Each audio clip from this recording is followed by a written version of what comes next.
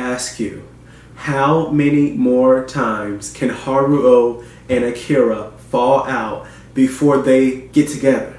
Okay? You break up to get back together. I don't wanna break up just so we can make up. Baby, can we make up just so we can break up? Listen, y'all, how many more times are we gonna start off every third episode with Haruo and Akira having a falling out before they just stop trying to pursue this silly friendship? It's not silly, I'm not serious, but I'm just saying, like, I was like kind of bummed when episode 10 started off and we already have gotten into the situation where Haruo and Akira are having issues again. Hello you guys, and thank you for clicking on this video. This is my last review of season 1 of the Netflix anime series High Score Girl.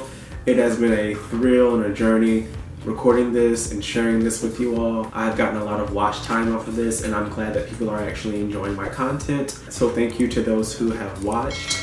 And I am hoping to bring you guys some more reviews in the future on other animes that I am going to be watching. And so without any further ado, let's get into the final review of season 1 of High Score Girl. So we start back in episode 10 in June of 1995. So we have another big time jump, which we know that High Score Girl loves to do, but it's not a big deal, but they love to do a big time jump in the middle of a season. Once again, we go over some of the video game and technological advancements that have taken place since we last saw our characters. We then go to the train station and we see Hikita, except this time, due to the passage of time, she now has hair all the way down her back now. Her hair has grown out so much. It's obviously been a while. Now personally, I really don't think that as far as her hair is grown out, it doesn't really match with how much time has actually passed. Only about 6 months have passed, but her hair is all the way down here. And usually that's about like a year of growth at least. I know I'm black, but like, I know that straight hair usually doesn't grow back that fast, but nevertheless. So the same kid who tried to ask Akira out in that gym a couple episodes back is at the train station and he tries to ask Hikita out, but of course she denies him. So apparently Hikita now goes to an all-girls school along with some of her past classmates, such as the strange, nasty looking girl who had the afro in the first couple of episodes, and also her other past female classmates. On her way from the train station, Hikita passes Haruo's house and Haruo's mother spots her and invites her in. She walks into Haruo's room. Haruo is shocked to see her, and then they begin to talk about high school. Haruo reveals to us that he did not get into the same school as Akira, but he got into another school, the same school that his friend Miao got into, and that he now works a part-time job only to provide himself with more video games. Hikita asks Haruo, has he seen Akira lately? And Haruo quickly changes the conversation to the topic of what games Hikita has on her consoles instead. So obviously from the way that he changed this conversation, we can already kind of determine that something happened between Akira and Haruo, which obviously it did, which kind of like, I'm kind of annoyed that it's always like another like social roadblock between these two. Obviously Akira doesn't talk, so they can't be social, verbally in that same way.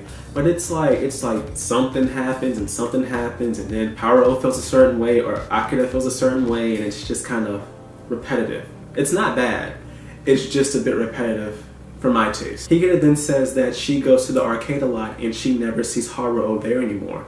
She hasn't seen him, in a few months there, and that he should come with her sometime. So they both go to the arcade, and when Haruo walks into the arcade, he's shocked to see how much arcade games have advanced in the last 6 months. Hikita then asks Haruo to play a fighting game with her. The fighting game happens to once again be Street Fighter. So as they play, we can all notice that Hikita's gotten a lot better at playing the game, and she ends up beating Haruo. Haruo then challenges her to another game, a rematch, but he also loses. Haruo then feels like he's gotten too comfortable playing on console and that he should try to get back into arcade gaming. As Haruo's walking home, he sees Akira and her driver walk in front of him. They don't see him, but he sees them. When he sees them, he says that he's not worthy of speaking to Akira anymore, and he believes that if he can't beat someone like Hikita, in a Street Fighter fighting game, then how can he even be in the presence of Akira, who he knows that will surely win a game against him? So that night he vows to get better at arcade games again and renew his passion in the hobby. He starts to renew his passion by listening to some intense music. A little later, while walking from school back home with his friend Meow, the guy who we last saw a lot of episodes back with like the sparkles and stuff, Doi, that's his name. Doi asks Haruo what Akira has been up to, and that there was a rumor that him and Akira had been seen walking together. Upon hearing this, Haruo says that Akira would never hang out with such an inferior creature such as himself. Meow then tells Haruo to stop selling himself short and asks him if he's seen Akira.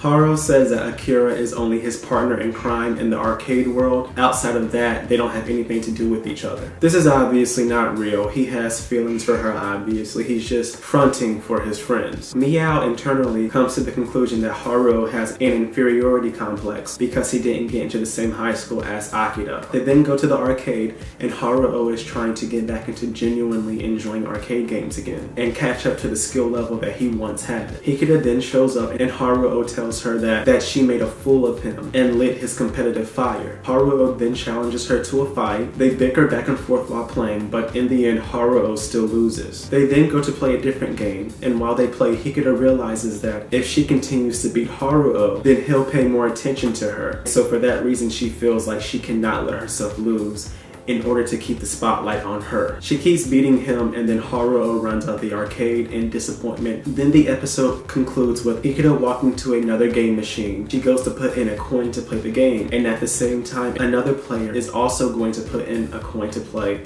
the same game. She looks up and she sees that it's Akira. So this episode wasn't bad, but I will say once again, I do get tired of like the constant falling out. Like, I'm not mad about this, but it's like, I do get tired of like the constant falling out that happens between Haruo and Akira. It's kind of just like they can't stay friends. They can't stay cool no matter how much they try. Something will always come up in their relationship that prevents them from being cohesive with one another. But anyways, on to the next episode.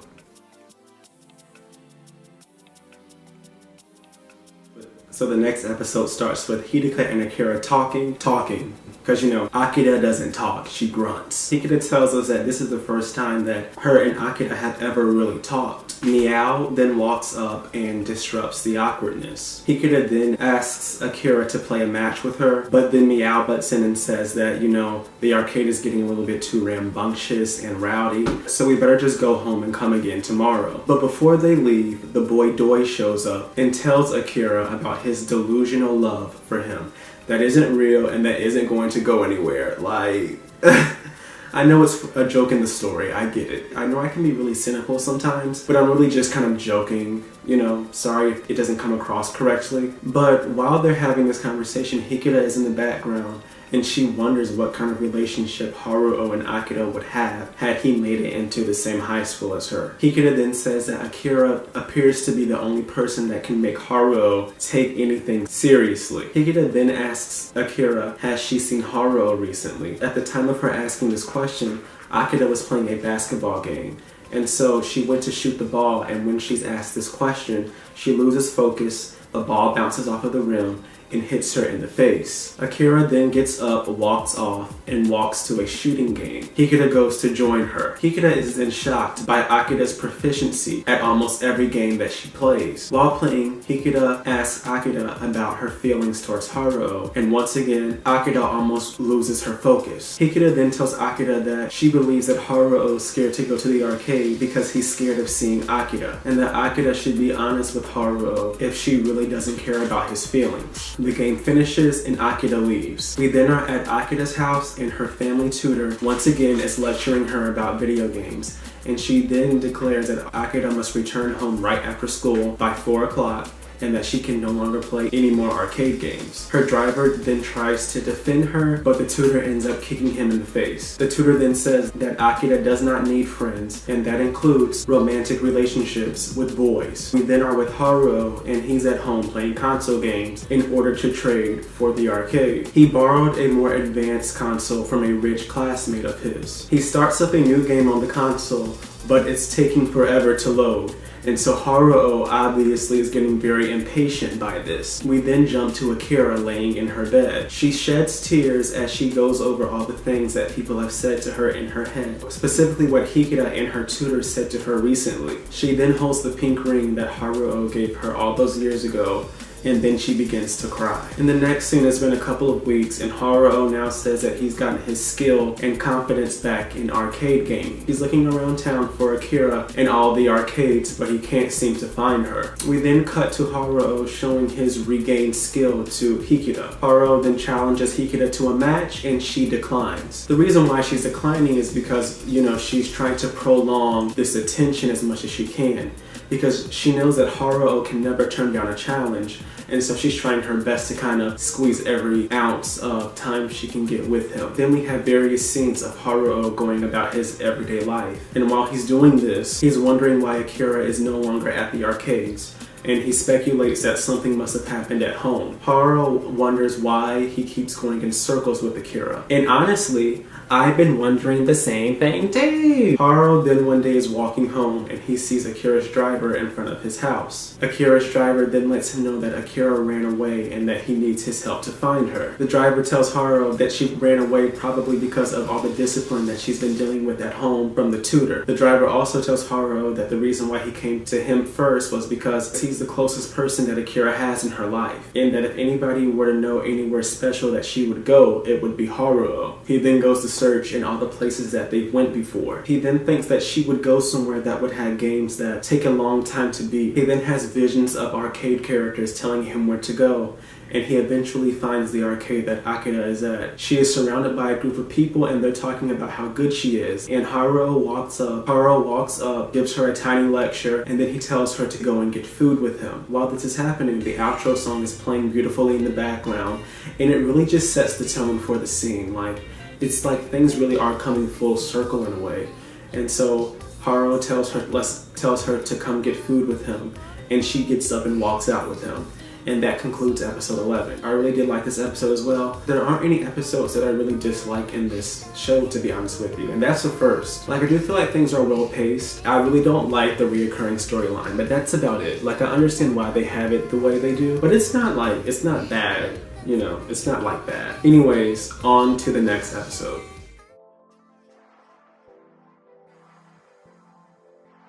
So in the final episode, we start with the scene of Haruo and Akira eating in what appears to be a sort of diner. This is right after they just left from the arcade where Akira had ran away to. Haruo's talking about this entire situation, and in the end, he ironically asks her to go back to the arcade with him and play games. Shortly after they play in the arcade, Haruo then calls his mother to let her know that he found Akira and that she doesn't want to go home and the last train has already left. Haruo then gets off the phone and then jokingly lectures Akira about her having no plan for running away, and then she then jokingly kicks him in the leg. His mother apparently over the phone checks them into a hotel since they can't get back because the last train has left. The catch is they're in the same room. While they're in the room, Haruo gets up to run Akira a bath. Fast forward a little bit and Haruo is watching TV, wondering just how Akira and him got to this place, and they ended up in this hotel room with nothing to talk about. They then both separately take their baths. They both watch TV, but it proves to be boring. So Haruo pulls out his game system